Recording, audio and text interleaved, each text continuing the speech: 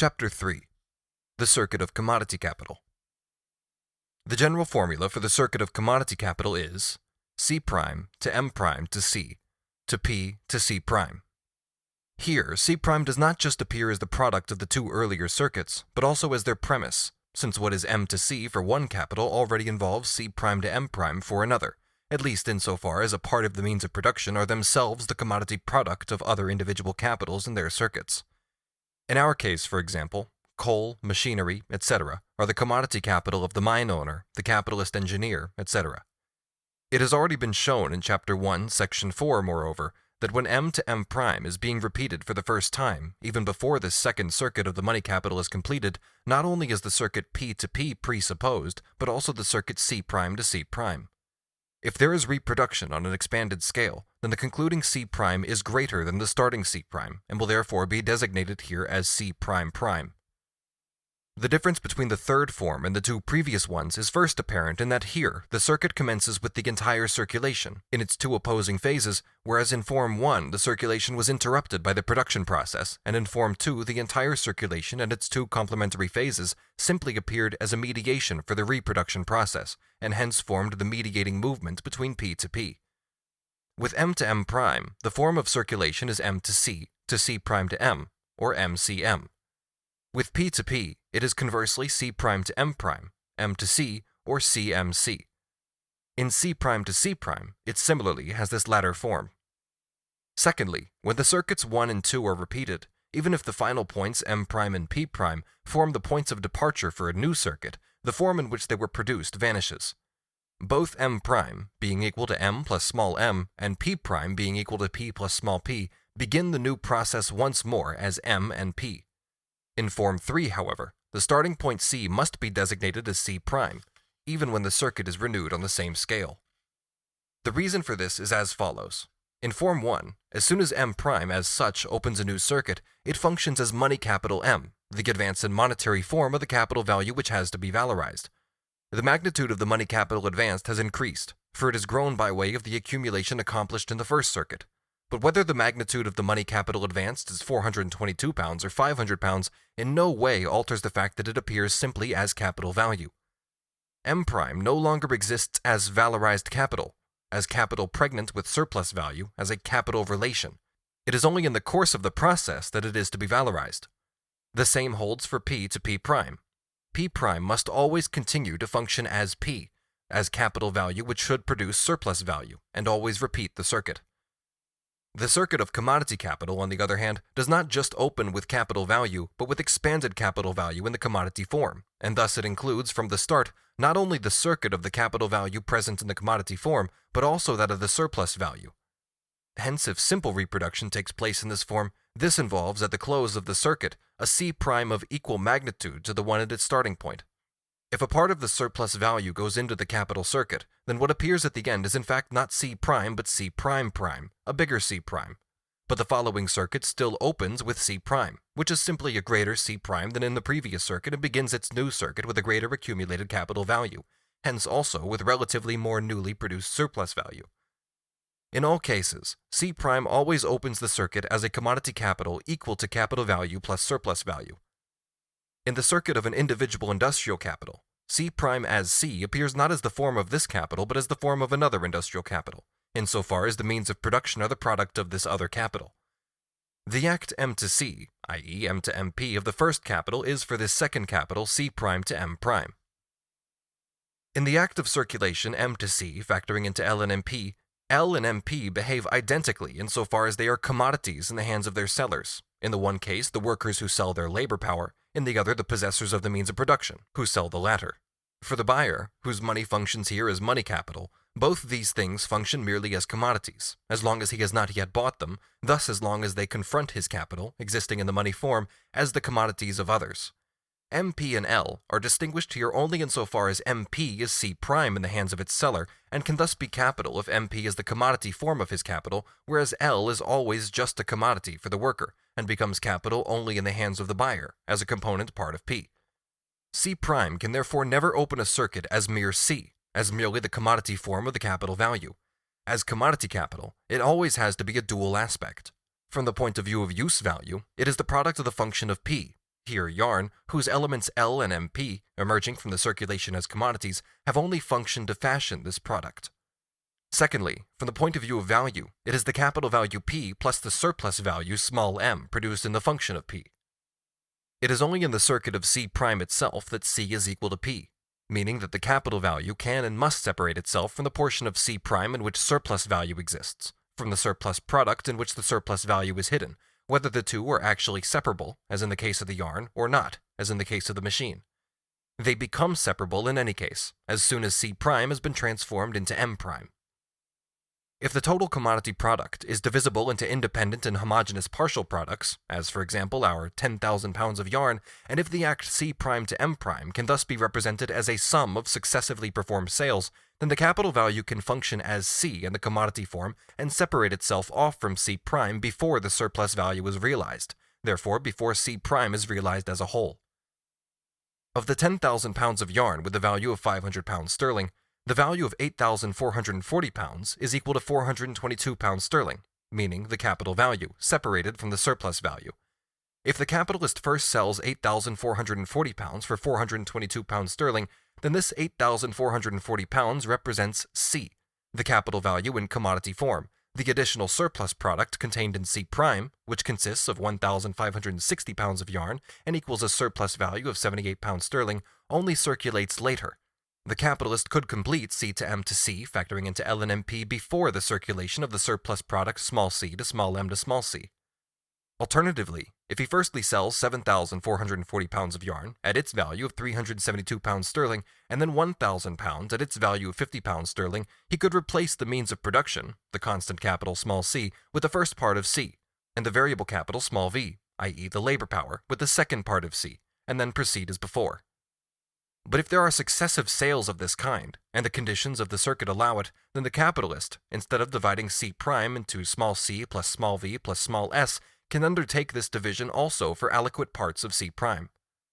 For example, 7,440 pounds of yarn is equal to 372 pounds sterling, which, as a portion of C prime, 10,000 pounds of yarn equaling 500 pounds sterling, represents the constant capital, can itself be further broken down into 5,535.36 pounds of yarn with a value of 276.768 pounds sterling, which simply replaces the constant part, the value of the means of production used up in the 7,440 pounds. 744 pounds of yarn with the value of 37.2 pounds sterling, which replaces the variable capital, and 1,160.64 pounds of yarn with a value of 58.03 pounds sterling, which carries the surplus value in the form of surplus product. Having thus sold 7,440 pounds, he can replace the capital value contained in it from the sale of 6,279.36 pounds at a price of 313.968 pounds sterling, and spend the value of the surplus product of 1,160.64 pounds, equaling 58.03 pounds sterling as revenue. He can, in the same way, break down 1,000 pounds of yarn, being 50 pounds sterling, being the variable capital, and accordingly sell 744 pounds of yarn for 37.2 pounds sterling, the value of the constant capital in 1,000 pounds of yarn, 100 pounds of yarn for 5 pounds sterling, the variable capital value of the same, thus 844 pounds of yarn for 42.2 pounds sterling replace the capital value contained in the 1,000 pounds of yarn. Finally, 156 pounds of yarn at its value of 7.8 pounds sterling, which represents the surplus product contained in the 1,000 pounds and may be consumed as such. Finally, he can break down the remaining 1,560 pounds of yarn, with its value of 78 pounds sterling, when he manages to sell it, in such a way that the sale of 1,160.64 pounds for 58.032 pounds sterling replaces the value of the means of production contained in this 1,560 pounds, and 156 pounds at its value of 7.8 pounds sterling replaces the variable capital value. Together, this makes 1,316.64 pounds of yarn, equaling 65.832 pounds sterling, the replacement of the total capital value, so that finally the surplus product of 243.36 pounds, being 12.168 pounds sterling, remains to be spent as revenue. As each of the elements small c, small v, and small s existing in the yarn is divisible into the same component parts, so is each individual pound of yarn with a value of 1 shilling or 12 pence. Here follows a table of partial sales. The value of small c, equaling 0.744 pounds of yarn, equaling 8.92 pence. The value of small v, equaling 0.1 pounds of yarn, equaling 1.2 pence. The value of small s, equaling 0.156 pounds of yarn, equaling 1.872 pence. Small c plus small v plus small s, equaling 1 pound of yarn, valued at 12 pence.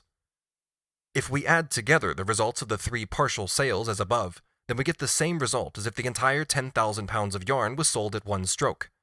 In constant capital, the first sale, 5,535.36 pounds of yarn, valued at 276.768 pounds sterling. The second sale, 744 pounds of yarn, valued at 37.2 pounds sterling. And the third sale, 1,160.64 pounds of yarn, valued at 58.032 pounds sterling. Together, 7,440 pounds of yarn at 372 pounds. In variable capital, the first sale being 744 pounds of yarn at 37.2 pounds sterling, the second sale being 100 pounds of yarn at 5 pounds sterling, the third sale being 156 pounds of yarn at 7.8 pounds sterling, together totaling 1,000 pounds of yarn at 50 pounds. In surplus value, the first sale being 1,160.64 pounds of yarn, valued at 58.032 pounds sterling, the second sale being 156 pounds of yarn, valued at 7.8 pounds sterling, the third sale being 243.36 pounds of yarn, valued at 12.168 pounds sterling, together totaling 1,560 pounds of yarn at 78 pounds. The grand total, the constant capital, contained in 7,440 pounds of yarn at 372 pounds sterling, the variable capital contained in 1,000 pounds of yarn at 50 pounds sterling, and the surplus value contained at 1,560 pounds of yarn at 78 pounds sterling, together totaling 10,000 pounds of yarn at 500 pounds sterling. Taken by itself, C prime to M prime is nothing more than a sale of 10,000 pounds of yarn. The 10,000 pounds of yarn is a commodity like all other yarn. What interests the buyer is the price of 1 shilling per pound, or 500 pounds per 10,000 pounds. If he goes into the value composition in the course of his bargaining, then he does so only with the crafty intention of showing that it could be sold below 1 shilling per pound, and the seller would still be doing good business. But the quantity that he buys will depend upon his needs. If he is the owner of a weaving mill, for example, it will depend on the composition of his own capital functioning in this weaving mill, and not on that of the capital of the spinner from whom he buys it.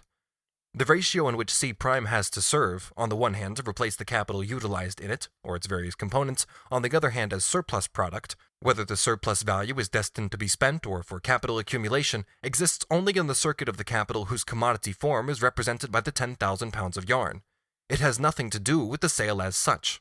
It is assumed here, moreover, that C prime is sold at its value, and so all that is involved is its transformation from the commodity form into the money form. It is of course decisive for C prime, as a functional form in the circuit of this individual capital, whether and to what extent price and value diverge from one another in the sale, but here, where we are merely considering the distinctions of form, this is of no concern. In Form 1, M to M prime, the production process appears in the middle, between the two complementary and mutually opposed phases of the circulation of capital. It is over with before the concluding phase C prime to M prime begins. Money is advanced as capital, first transformed into the elements of production, then transformed from these into the commodity product, and this commodity product then again converted into money. This is a finished and complete cycle of business, the result being money which can be used by anyone for anything. Thus the recommencement of the cycle is indicated only as a possibility. M to P to M prime may just as well be the final circuit, concluding the functioning of the individual capital, which is then withdrawn from the business, or else the first circuit of a capital that newly enters into its function. Here the general movement is M to M prime, from money to more money.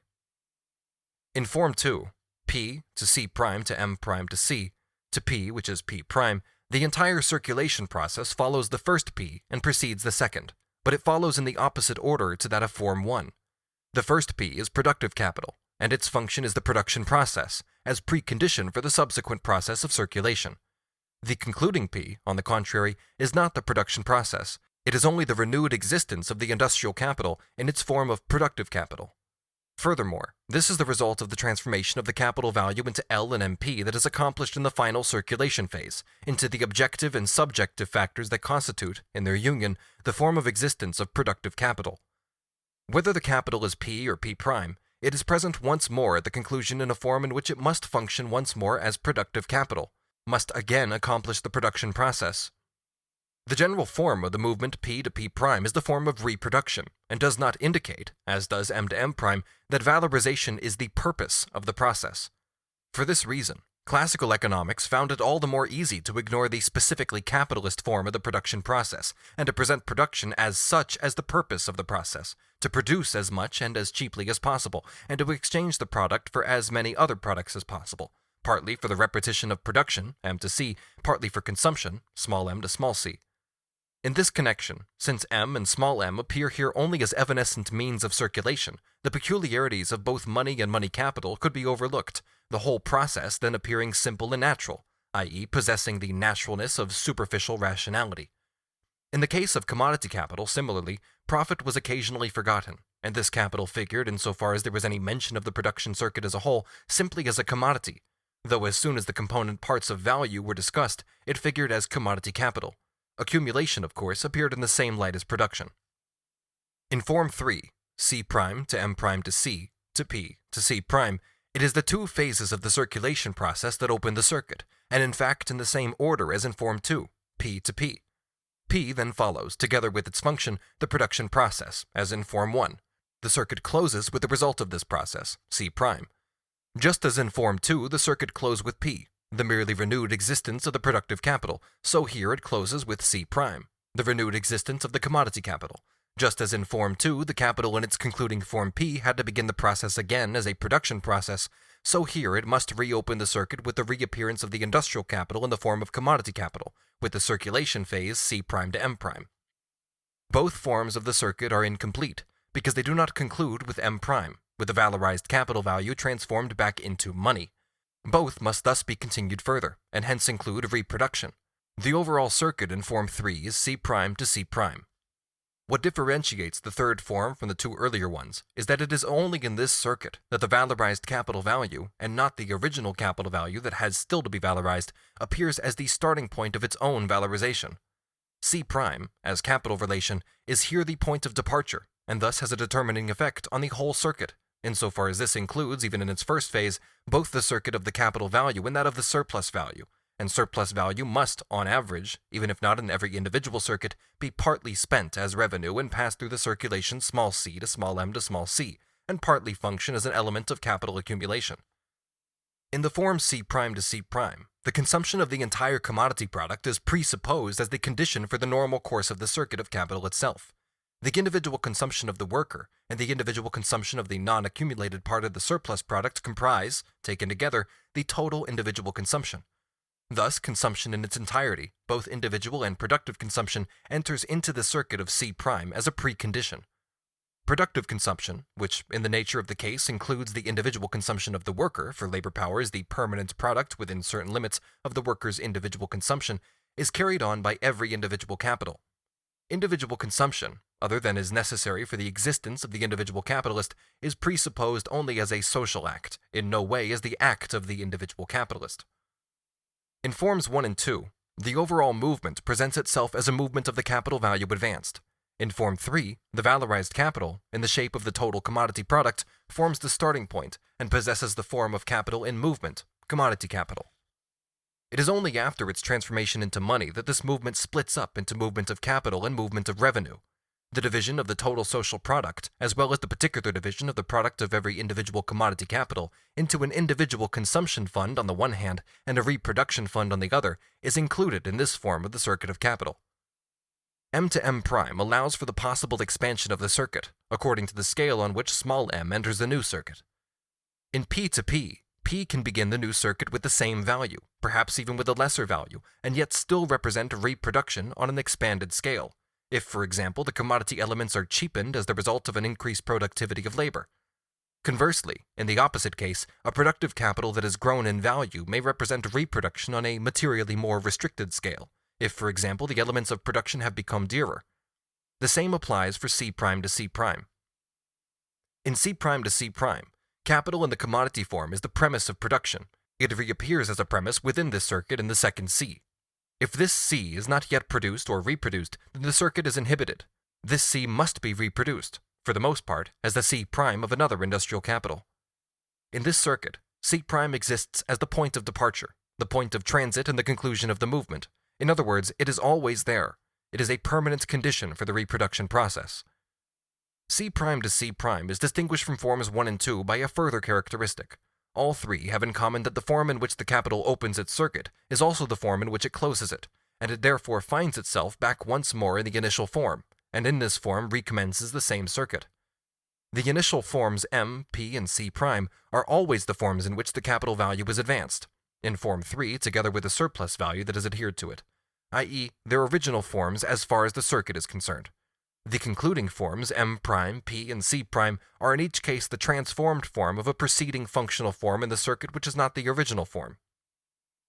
Thus in form 1, M' is the transformed form of C', while the closing P in form 2 is the transformed form of M, and in forms 1 and 2 this transformation is effected by way of a simple process of commodity circulation, by a formal exchange of position between commodity and money. In form 3, C' is the transformed form of P, the productive capital. But in this form 3, the transformation firstly does not just affect the functional form of the capital, but also the magnitude of its value, while secondly, the transformation is not the result of a merely formal change of position belonging to the circulation process, but rather the real transformation which the use form and the value of the commodity components of the productive capital have undergone in the production process. The form of the first extremes M, P, and C' is given for each circuit, 1, 2, or 3. The returning form at the closing extreme is produced and hence determined by the series of metamorphoses of the circuit itself. C', as the closing point of the circuit of an individual industrial capital, only presupposes the form P of the same industrial capital, which does not belong to the circulation sphere, and it is the product of the form P. M', as the closing point in circuit 1, the transformed form of C', from the circuit C' to M', presupposes M in the hands of the buyer, as existing outside the circuit M to M', brought into it by the sale of C' and made into its own closing form. Thus, in form 2, the closing P presupposes L and MP, that is C, as existing outside it and incorporated into it as the closing form by M to C. But apart from the final extreme, the circuit of the individual money capital does not presuppose the existence of money capital as such, and the circuit of the individual productive capital does not presuppose the existence of productive capital in the circuit itself. In form 1, M may be the only money capital, and in form 2, P may be the only productive capital that appears on the historical scene. In form 3, however, i.e., C', being C plus small c, to M', to the one track, M to C factoring into L and MP, to P to C', and the other track, small m to small c. C is twice presupposed outside the circuit, firstly in the circuit C' to M' to C factoring into L and MP. This C, insofar as it consists of means of production, is a commodity in the hands of its seller. It is itself a commodity capital, insofar as it is the product of a capitalist production process, and even when this is not the case, it appears as commodity capital in the hands of the merchant. It is further presupposed in the second small c, of small c to small m to small c, which must similarly be present as a commodity in order to be bought. In either case, whether commodity capital or not, L and MP are commodities as much as C' is, and act towards one another as commodities. The same holds for the second small c, in small c to small m to small c. Thus, insofar as C' is equal to C, that is L and MP, commodities are its own elements of formation, and must be replaced by equivalent commodities in the course of circulation, just as the second small c must in small c to small m to small c. Moreover, on the basis of the capitalist mode of production, as the prevailing mode, all commodities must be commodity capital in the hands of their sellers. They continue to be so in the hands of the merchant, or they become so if they were not so previously. Alternatively, they can be commodities such as imported articles, which replace original commodity capital, hence simply give it another form of existence. The commodity elements L and MP, of which the productive capital P consists, do not possess the same shape, as forms of existence of P as they did on the various commodity markets from which they were brought together. They are now united, and in their combination they can function as productive capital. If it is only in this form number 3, within the circuit itself that C appears as a premise of C, this is because the starting point is capital in the commodity form. The circuit is opened by the conversion of C', insofar as it functions as capital value, whether or not increased by the addition of surplus value, into the commodities that form its elements of production. But this conversion comprises the entire circulation process C to M to C, meaning L and MP, and is its result. C thus stands here at both extremes, though the second extreme, which receives its form C from outside, from the commodity market by way of M to C, is not the last extreme of the circuit, but only the latter of the first two stages that comprise its circulation process. Its result is P, and then P's function begins, the production process. It is only as the result of this, i.e. not as the result of the circulation process, that C' appears as the close of the circuit and in the same form as the original extreme C'. In M to M' and P to P, on the other hand, the closing extremes M' and P are the direct results of the circulation process. This is why it is only at the close that M' in the first case and P in the second case are assumed to be in the hands of others. Insofar as the circuit takes place between these extremes, neither M in the one case nor P in the other, the existence of M as someone else's money and of P as another production process, appears as a precondition for these circuits.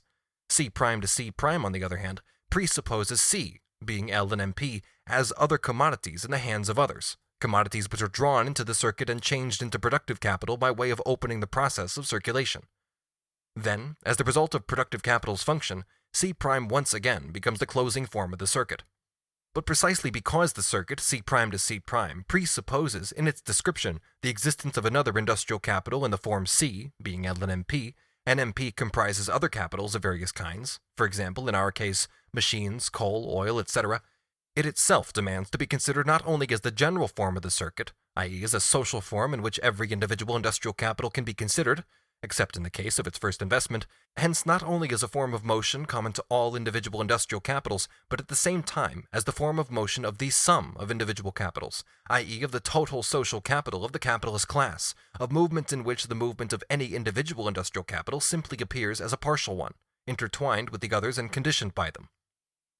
If we consider, for example, the total annual commodity product of a country and analyze the movement in which one part of this replaces the productive capital of all individual businesses and another part goes into the individual consumption of the different classes, then we are considering C' to C' as a form of motion of both the social capital and of the surplus value or surplus product produced by this.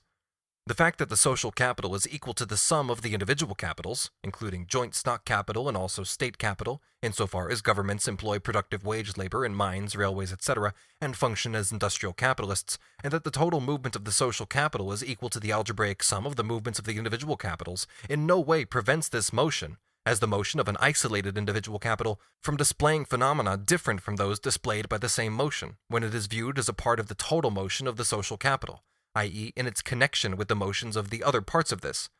In this latter aspect, problems can be resolved whose solution must be presupposed in considering the circuit of a single individual capital, instead of resulting from the study of this. C' to C' is the only circuit in which the capital value originally advanced forms only a part of the extreme that opens the movement, and in which the movement in this way proclaims itself from the start as a total movement of industrial capital. A movement both of the part of the product that replaces the productive capital and of the part that forms surplus product and is, on average, partly spent as revenue and partly has to serve as an element of accumulation. Insofar as the expenditure of surplus value as revenue is included in this circuit, individual consumption is also involved. This latter, however, is also included insofar as the starting point C, the commodity, exists as some particular kind of useful article. Every capitalistically produced article is commodity capital, irrespective of whether its use form destines it for productive or individual consumption or for both. M to M' indicates only the value aspect, the valorization of the capital value advanced as the purpose of the whole process.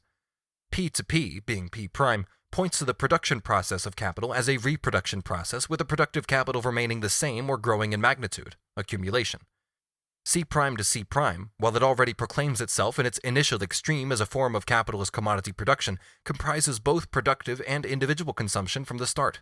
Productive consumption and the valorization included in it appear simply as a branch of its movement.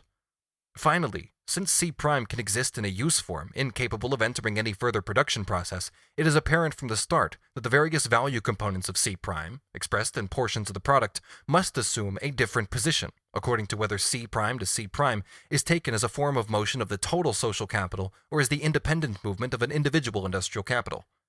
In all these peculiarities, this circuit points beyond its own existence as the isolated circuit of a merely individual capital. In the figure C' to C', one movement of the commodity capital, i.e. of the capitalistically produced total product, appears both as premise of the independent circuit of the individual capital and as conditioned by it in turn. Hence, if this figure is conceived in its particularity, it is no longer sufficient to rest content with the fact that the metamorphoses of C' to M' and M to C are on the one hand functionally determined sections of the metamorphosis of the capital, and on the other hand links in the general circulation of commodities. It is necessary to make clear how the metamorphoses of an individual capital are intertwined with those of other individual capitals, and with the part of the total product that is destined for individual consumption. This is why our analysis of the circuit of the individual industrial capital was primarily based on the first two forms. In agriculture, for example, where they reckon from one harvest to the next, the circuit C' to C' does appear as the form of a single individual capital. Figure 2 proceeds from the sowing, and Figure 3 from the harvest, or as the physiocrats put it, from avance and reprise, respectively. In Figure 3, the movement of the capital value appears from the start simply as a part of the movement of the general mass of products, while in Figures 1 and 2, the movement of C' simply forms a moment in the movement of a single capital.